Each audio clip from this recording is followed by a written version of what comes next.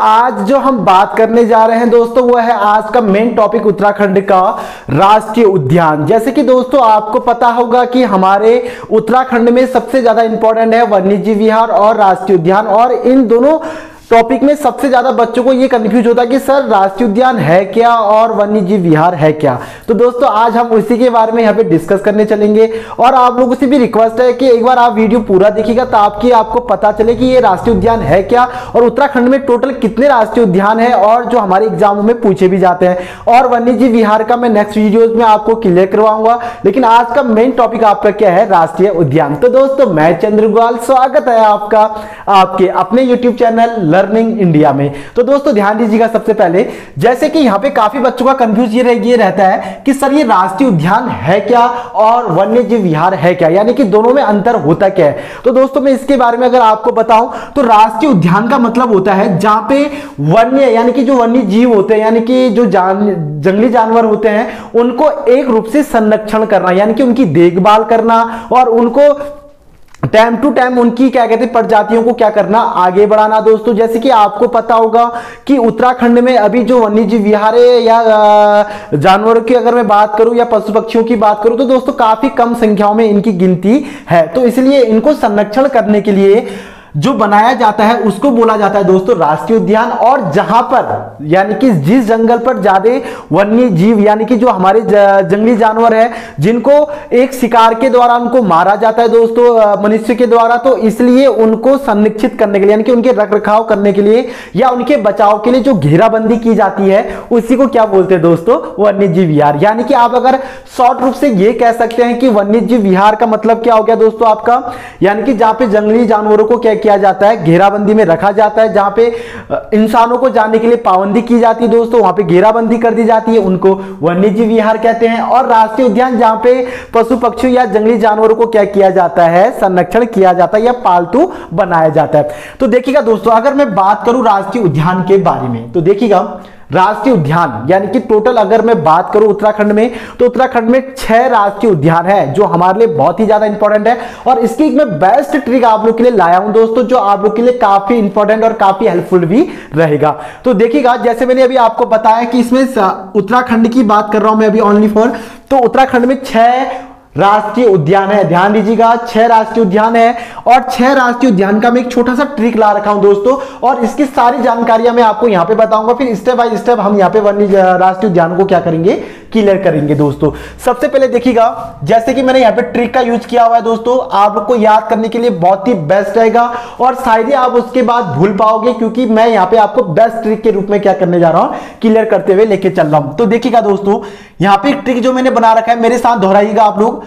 राजा गोविंद, ध्यान दीजिएगा, राजा गोविंद गंगा नदी के किनारे फूल लेने गया। दोस्तों ध्यान दीजिएगा, यानी कि कोई राजा है उसका नाम है गोविंद, ध्यान दीजिएगा कोई राजा है और उसका नाम गोविंद है और वह गंगा नदी के किनारे यानी कि हमारी जो गंगा नदी है दोस्तों उसके किनारे क्या लेने गया, वो फूल लेने गया हुआ। तो आपको ये कॉन्सेप्ट क्लियर हो गया होगा और ये ट्रिक आपको सबसे बेस्ट लगा होगा दोस्तों। अगर ये ट्रिक बेस्ट लगा है तो वीडियोस को लाइक कीजिएगा, अगर आप इस चैनल में नए हैं तो दोस्तों आप सब्सक्राइब करना बिल्कुल भी ना भूलिएगा। तो देखिएगा जैसे कि मैंने यहां पे बताया राजा गोविंद गंगा नदी के किनारे फूल लेने गया, तो देखिएगा राजा से हो गया दोस्तों राजाजी राष्ट्रीय उद्यान।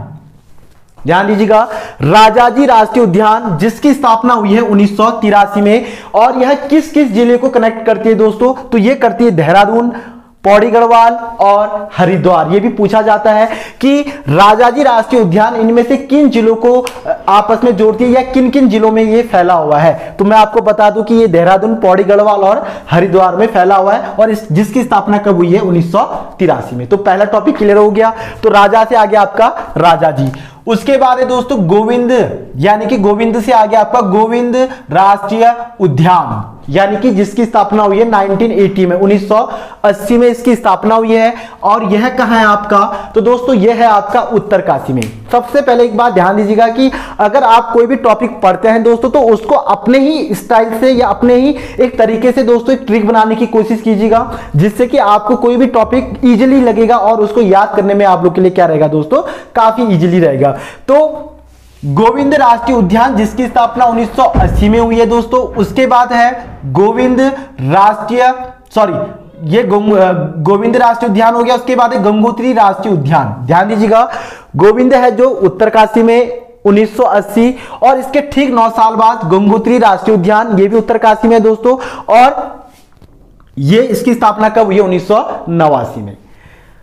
गोविंद 1980, गंगोत्री 1989। और आपको मैं बता दूं, गंगोत्री से आ गया दोस्तों गंगा। तो गंगा नदी कहां से निकलती है ये भी आपको पता होनी चाहिए। ये इसका वीडियो मैंने पहले वाले टॉपिक में बनाया था, अगर आपने वो नहीं देखा है तो दोस्तों डिस्क्रिप्शन बॉक्स में जाइएगा, वहां पे लिंक दिया हुआ है और उसको आप पूरी रूप से क्या कर सकते हैं, देख सकते हैं दोस्तों। तो 1989 में गंगोत्री राष्ट्रीय उद्यान की स्थापना हुई है, और ये किस जिले पे है दोस्तों? तो यह है आपका उत्तरकाशी पे। उसके बाद है आपका गंगा, क्लियर हो गया दोस्तों। उसके बाद है नदी, नदी से हो गया नंदा, ध्यान दीजिएगा, नदी से कनेक्ट हो रहा है नंदा देवी राष्ट्रीय उद्यान। इसकी भी स्थापना कब हुई है? 1982 में।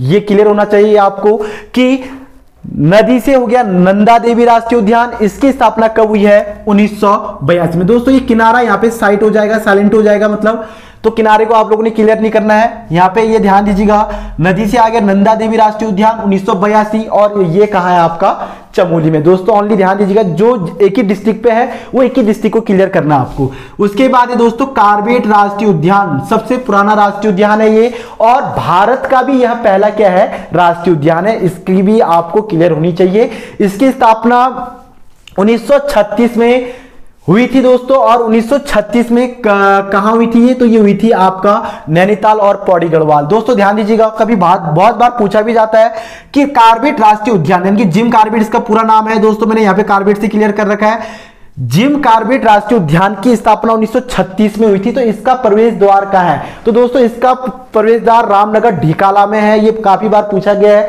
कि ढिकाला कहां है, तो दोस्तों ये रामनगर में है। और रामनगर कहां आता है आपका? नैनीताल में दोस्तों। तो ये पॉइंट भी आपको क्लियर होना चाहिए। उसके बाद है आपका फूलों की घाटी, ये तो काफी प्रसिद्ध है दोस्तों, और इसको विश्व धरोहर में भी शामिल किया है। और आपको मैं बता दूं कि अपने उत्तराखंड कहां है दोस्तों? ये चमोली में है, और ये काफी प्रसिद्ध और काफी पॉपुलर है, आपको पता होगा। 1982 में इसकी स्थापना हुई थी फूलों की घाटी की, और इसकी स्थापना यानी कि इसकी खोज किसने की थी? तो दोस्तों वो की थी फ्रैंक ने। ध्यान दीजिएगा, काफी पूछा जाता है। फ्रैंक स्मिथ ने इसकी खोज की थी 1982 में। तो इस टाइप से आपके 6 राष्ट्रीय उद्यान क्या होंगे? क्लियर होंगे दोस्तों। तो ये काफी एक इंपॉर्टेंट टॉपिक है आप लोगों के लिए कि आप लोगों ने किस टाइप से याद करने हैं, और ये शायद आप लोगों के लिए बेस्ट ट्रिक साबित होगा अगर आप लोग वीडियोस को देख रहे हैं दोस्तों। तो ये एक आपका टॉपिक क्लियर रूप से मैंने आपको बता दिया। अब मैं आपको बताने जा रहा हूं कि सबसे बड़ा राष्ट्रीय उद्यान कौन सा है और सबसे छोटा राष्ट्रीय उद्यान कौन सा है। तो इसकी मैं जानकारी अभी आपको यहां पे। तो दोस्तों जैसे कि आपको पता है कि सबसे बड़ा राष्ट्रीय उद्यान यानी कि सबसे बड़ा राष्ट्रीय उद्यान कौन सा है, तो मैं आपको बता दूं कि जो सबसे बड़ा राष्ट्रीय उद्यान है यह है दोस्तों आपका गंगोत्री राष्ट्रीय उद्यान। सबसे पहले ध्यान दीजिएगा, ये काफी इंपॉर्टेंट क्वेश्चन है आप लोग के लिए कि अगर आप लोग उत्तराखंड की तैयारी कर रहे हैं दोस्तों, तो ये वीडियो आप लोग के लिए काफी इंपॉर्टेंट बनने वाला है। तो मैंने जैसे आपको बताया कि सबसे बड़ा जो राष्ट्रीय उद्यान है आपका वह है दोस्तों गंगोत्री राष्ट्रीय उद्यान, और अभी मैंने आपको बताया था कि इसकी स्थापना कब हुई थी 1989 में। सबसे पहले आपको सन याद करने हैं दोस्तों, और कौन कहां पे है ये भी आपको क्या होनी चाहिए, क्लियर होनी चाहिए। उसके बाद सबसे छोटा राष्ट्रीय उद्यान, ध्यान दीजिएगा, सबसे बड़ा हो गया गंगोत्री राष्ट्रीय उद्यान और सबसे छोटा राष्ट्रीय उद्यान कौन सा आपका, तो ये है दोस्तों फूलों की घाटी। सबसे बड़ा ये लगभग 2390 वर्ग किलोमीटर है दोस्तों, ये भी क्लियर करना आपने कि सबसे बड़ा जो है सबसे बड़ा राष्ट्रीय उद्यान ये है 2390 किलोमीटर, और लगभग सबसे छोटा जो है ये दोस्तों 630 कुछ ऐसे वर्ग किलोमीटर के बीच में है। तो आपको सबसे बड़ा आपको याद होना चाहिए कि सबसे बड़ा राष्ट्रीय उद्यान गंगोत्री राष्ट्रीय उद्यान 2390 वर्ग किलोमीटर, और सबसे छोटा हो गया आपका फूलों की घाटी जिसकी खोज 1982 में फ्रैंक स्मिथ ने की थी दोस्तों। उसके बाद है सबसे नया, ध्यान दीजिएगा, सबसे नवीन क्या ये भी पूछा जा सकता है कि सबसे नया राष्ट्रीय उद्यान कौन सा है। तो सबसे नया जो राष्ट्रीय उद्यान है आपका ये है दोस्तों आपका गंगोत्री राष्ट्रीय उद्यान, और सबसे बड़ा और सबसे नया भी है, और इसकी स्थापना जैसे कि मैंने ऊपर बताया आपको 1989, तो 1989 के अकॉर्डिंग आपने क्या करना है, क्लियर करना है दोस्तों। उसके बाद सबसे पुराना राष्ट्रीय उद्यान, जैसे कि मैंने आपको बताया यह भारत का या एशिया का बोल सकते हो आप लोग, और यह भारत का सबसे पहला राष्ट्रीय उद्यान है। अभी हम भारत की राष्ट्रीय उद्यानों की बात यहाँ पे नहीं कर रहे हैं दोस्तों, उसके लिए मैं आपको अलग सा टॉपिक क्लियर करवाऊंगा। अभी सिर्फ हम अपने राज्य यानी कि उत्तराखंड की बात कर रहे हैं और उत्तराखंड में राष्ट्रीय उद्यानों की बात कर रहे हैं। तो 6 राष्ट्रीय उद्यान में से सबसे पुराना और पुराना ये कह सकते हो आप लोग, सबसे पुराना जो राष्ट्रीय उद्यान है आपका, ये कौन सा आपका जिम कॉर्बेट राष्ट्रीय उद्यान, जिसकी स्थापना 1936 में हुई थी दोस्तों।